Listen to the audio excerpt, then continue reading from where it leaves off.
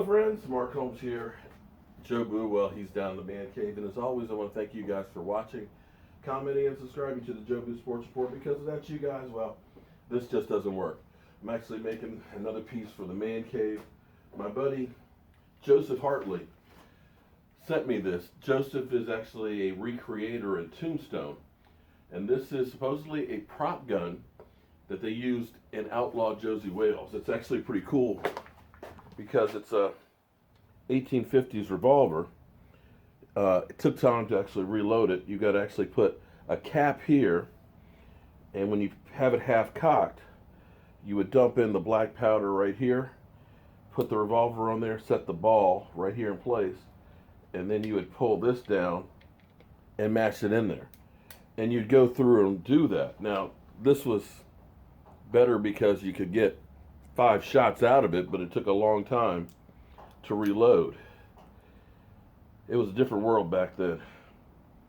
And sadly, you know, we do have the gun violence where kids go through and shoot up schools or movie theaters and things like that. And sadly, it's not the same world that I grew up in. You know, when I grew up, we had the same differences that you guys had. I mean, when I went to school, it was first class integrated, and there were race riots, you know, black and white and everything else, because the white kids didn't want the black kids to be there, and black kids, we didn't want to be there because we were there with all the white kids and stuff.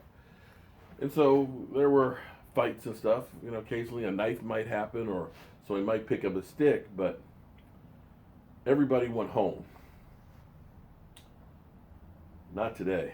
Today it's a different world, and it seems like it's scary because you just never know where it's going to happen next. And I wish I had the answers and solutions to them, but I don't. But that's not what I really wanted to get on to. I'm just actually working the shop, and as I'm putting this case together for this piece of history, it hit me about that. It's like you're doing a video and you've got a gun in there. It just doesn't look that good. Well, actually what I wanted to talk about was actually the Philadelphia Eagles, because boy, you Eagles fans, man, you've had all that 51 years of pent-up frustration that is just coming out. And you guys are going off. But there's a little chink in the armor. I know you guys figure that you are now the new dynasty. You have the winning formula, that you are the be-all, end-all now of the NFL. But there's a few things that are going to start being roadblocks to you guys. You're going to realize that it's not so easy to repeat unless you've sold your soul to the devil like New England has. Staying on top, it's not an easy thing to do.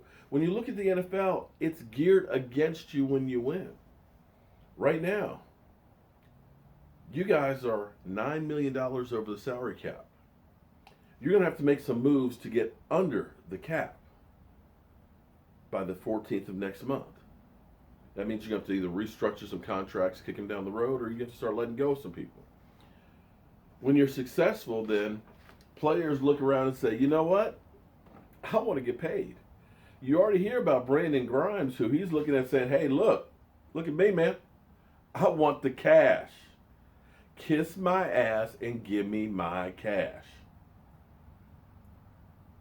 You're going to have the situation of Nick Foles versus Carson Wentz. There's a quarterback controversy there, guys. Whether you want to admit it or not, and I'm not saying it's going to be Nick Foles is going to be the one that has it. You got Carson Wentz, who right now is sitting here like, damn, that was my team that just won the Super Bowl. I got them started. He's going to be out to prove and get back as quick as he can, because he's concerned about in his head that I might lose that team. Everybody's saying the right things right now, but here's the thing. Let's say he comes back a little too soon and he doesn't have quite the same zip. We know how you Eagle fans are. You guys will turn as fast as my Cowboys. My Cowboys fans will turn on a quarterback in a quarter. Let's say he has a bad game. Guess what you guys are going to start doing? Put in Nick Foles. Nick Foles won a Super Bowl. Ron Jaworski never did that.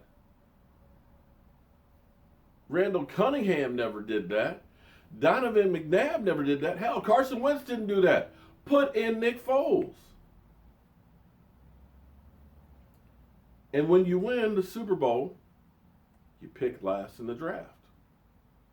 So really those first round draft picks are really second rounds. Those second ones are really third rounds. So it's harder to get more talent there. And when you're good, other teams want what you have. Yeah.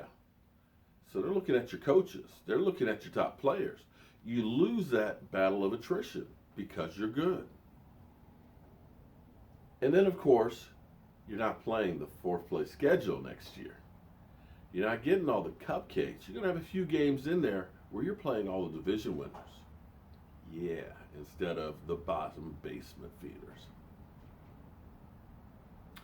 And of course, because you talk so much, because you are the Super Bowl champions, everybody gets up for you. Because if I can beat the Super Bowl champions, that makes me look a lot better. So, I'm not saying that you guys won't repeat as Super Bowl champions. But I got to tell you, you're climbing a stiff, sharp cliff to do that. And oh, by the way, your guys just got out of the season. Other teams have been sitting around 4 or 5 weeks, resting and healing up, while you've been battling those extra games. So we'll have to wait and see what happens next year. But believe me, repeating is not an easy thing.